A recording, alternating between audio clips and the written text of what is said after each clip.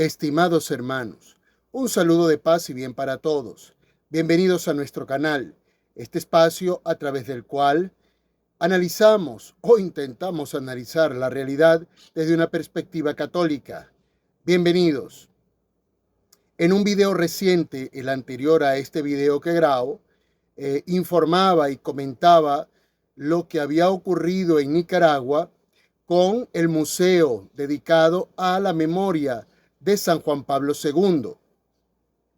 Y si nosotros pensábamos que el hecho de que el gobierno hiciera uso de los espacios, se apropiara de los espacios del museo para otros fines distintos al que originalmente tenía, si eso nos sorprende, pues lo que ahora comparto con ustedes debería sorprendernos más, porque el gobierno aparentemente ha tomado sin la autorización correspondiente lo que había dentro del museo, es decir, reliquias y objetos vinculados a San Juan Pablo II, objetos que le pertenecen a la Iglesia de Nicaragua. Bueno, yo espero que para el momento en que estoy grabando este video, el gobierno, la dictadura de Nicaragua haya retornado estas cosas, estos objetos valiosos a la iglesia, pero de lo contrario, pues tampoco es que me sorprendería mucho, porque también estas cosas son habituales, como para que quede claro el carácter canallesco de este tipo de regímenes y que por supuesto debería ser un punto de reflexión para los pueblos a la hora de tomar decisiones electorales. Sin embargo, pareciera que estas lecciones pasan por debajo de la mesa, quizás porque estos tiempos han erosionado cosas valiosas dentro del corazón del hombre que no nos permiten ya distinguir entre la justicia y la injusticia, entre el bien y el mal. Y como pues hablamos de estas cosas, por supuesto también quiero comentar lo que ha ocurrido en México recientemente. Algo lamentable, gracias a Dios todo terminó bien, pero se vivieron horas de angustia en México, en la iglesia mexicana, debido al secuestro de Monseñor Salvador Rangel Mendoza, quien es obispo emérito de Chilpancingo. Esto queda en Guerrero. Monseñor Salvador se ha caracterizado por una lucha abierta, frontal, valiente, contra los cuerpos delincuenciales, contra el crimen organizado que está sentado en esa zona de México, vinculado, entre otras cosas, al narcotráfico. Una lucha que Monseñor ha hecho, pues bajo el amparo de la fe en Cristo, porque como acabamos de, como vemos, no tiene ningún tipo de protección. Y Monseñor fue víctima de lo que se llama un secuestro exprés. Gracias a Dios, Monseñor, a pesar de estar enfermo, pues Monseñor apareció sano y salvo. Y bueno, en este momento se supone que están desarrollándose las investigaciones pertinentes.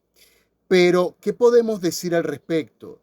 Bueno, lo que yo suelo decir en Venezuela, si algo de esta magnitud ocurre en una figura pública, como en este caso Monseñor Salvador, pues ¿qué quedará para el ciudadano común? ¿Cómo es posible que los cuerpos delincuenciales de los países sometan a los gobiernos? Esto es algo que a mí particularmente me deja desarmado. No sé cómo poderlo explicar, porque el Estado, el gobierno, es el administrador de las armas de un país. Pero resulta que entonces la población sale a protestar por algún derecho que no se le está respetando, entonces al pobre pueblo desarmado,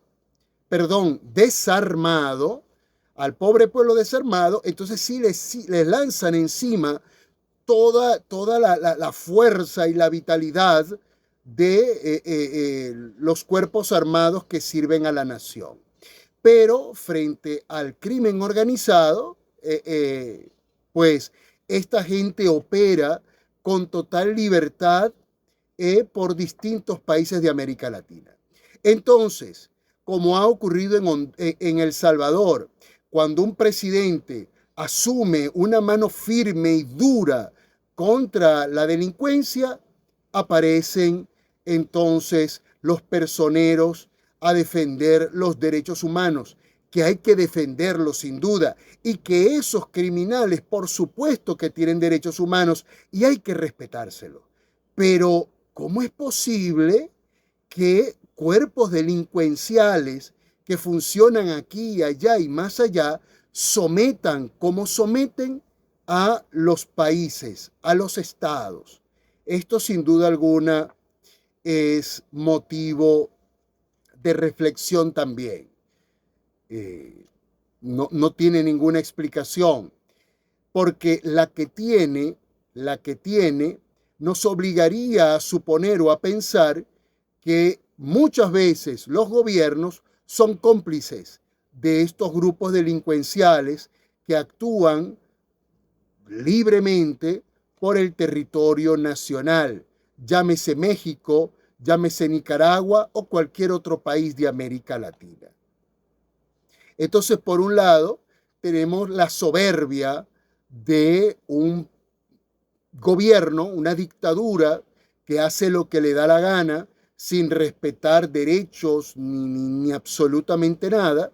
Y por otro lado, tenemos gobiernos débiles, frágiles, que permiten a la soberbia de la delincuencia actuar impunemente por el territorio nacional. Y en medio de ello está la iglesia dando la cara, dando el frente. Entonces, probablemente alguno me diga que lo que ha ocurrido en Nicaragua es porque la iglesia se ha metido en política. ¿Y lo que ocurre en México? Entonces la iglesia tampoco va a defender al ciudadano común de la violencia de la delincuencia, tampoco. Entonces, ¿de qué sirve el cristianismo? ¿De qué sirve la justicia que pregona Cristo? ¿De qué sirve? Porque aquellos que estén pensando que la fe cristiana nos invita a olvidarnos del aquí y el ahora, a darle la espalda a nuestras responsabilidades temporales para concentrarnos exclusivamente en el reino de Dios, pues esa es una visión muy equivocada, totalmente equivocada, porque recordemos que Dios se hizo hombre para estar entre los hombres, para vivir lo que vivían los hombres de su momento, de ese tiempo, y para enfrentarse contra los sistemas de injusticia. Pero así estamos. Y mi alegría, mi satisfacción es saber que la Iglesia Católica seguirá dando la pelea hasta el final de los tiempos. Un abrazo para los hermanos de Nicaragua, una vez más. Un abrazo para los hermanos mexicanos que sufren de una manera increíble los desmanes de la delincuencia organizada y que lo sufren bajo la mirada indolente de los gobiernos. Sin embargo, mantengamos la fe, no perdamos la esperanza, aprovechemos el día. Paz y bien para todos, a mayor gloria de Dios.